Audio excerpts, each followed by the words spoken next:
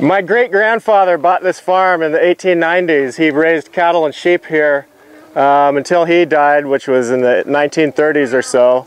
They'd drive him down or load him on a steamship and sternwheeler and send him down the river to, he had a brother in Portland that had 29 meat markets back in the day, and they'd be met there and they sold their beef and lamb in Portland back in the late 1800s, early 1900s. My grandfather carried it on till about 1950 when he died. He raised sheep, had the highest producing flock of sheep on this farm in the state of Oregon.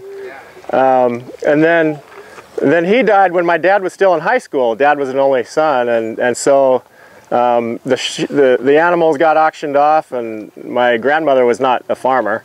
And Dad started crop farming in the 1960s, then when he got out of high school.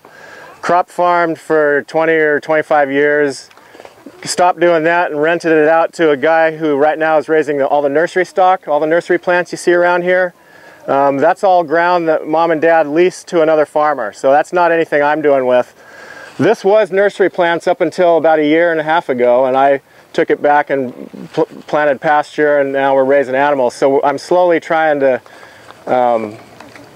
rejuvenate the farm after about 4 decades of crop farming, you know, with petroleum-based fertilizers and all that. That's what this soil has gone through. We've got 200 acres here, and I've got about 70 of it pastured right now. So I was born and raised here, left after I graduated college in '87, Oregon State, went to California, spent 21 years down there.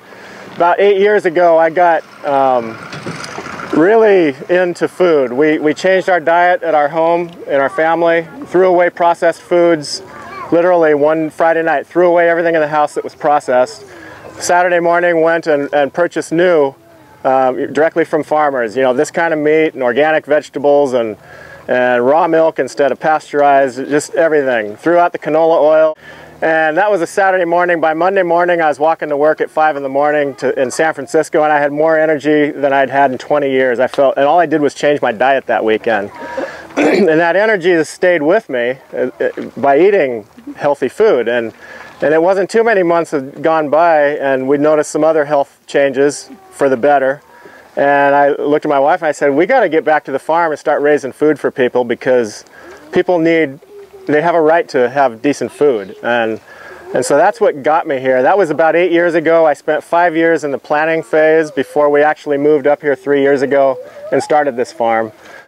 If any of you were here last year, as you're walking through this pasture, take notice of how much grass is out here.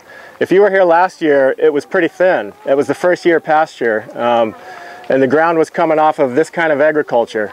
Well, we've had animals on it for a year and a half now, and all organic, and, you know, basically fertilizing it with animal manures, and that's it. We spread a little gypsum on there in the spring, and that's the extent of it. And the grass is just thick. It'll grab your leg and trip you if you don't watch out.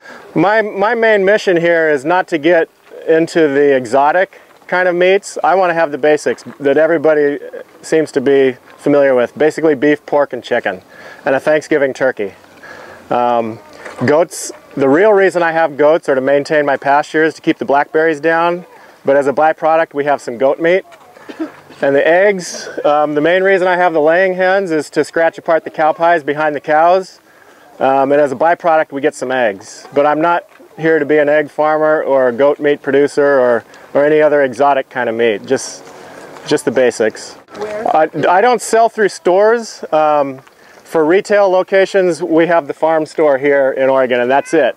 But what I encourage people to do is come to the farm store and buy a few things, individual packages, try us out, and if you like us, buy a quarter of a beef or a half a hog or a whole goat, or, you know, stock up. Put it in your freezer and have the best meat available at your fingertips all year round. And by selling it that way, you get better meat than you can buy in a store for not much more money than you spend in a store. But the meat is so much better. Quick story, I took one of my chickens and I stopped at Whole Foods and bought a organic free-range chicken from Whole Foods. I took them both to a food lab in Portland, Had them tested. Mine was 4 times higher in omega-3s than the best organic free-range chicken you can buy in a store. And we had it on dried up old pasture. It wasn't even lush green. So they get omega-3s from the chlorophyll and the green grass, and I had them on yellow grass, and they still had 4 times the omega-3s. So when you're buying chicken and spending $5 a pound from me and comparing that to $1 a pound chicken at Fred Meyer, it's not even a fair comparison because the chickens are not the same. You know, way more benefit from eating this way than Fred Meyer. So that's a long answer, but that's kind of my retail strategy: is come out, buy a few packages, and then stock up. What's a Food Inc. movie kind of farm? Oh, you mean the industrial kind of farm? This is not an industrial farm, no. No feedlots, no abuses to the animals.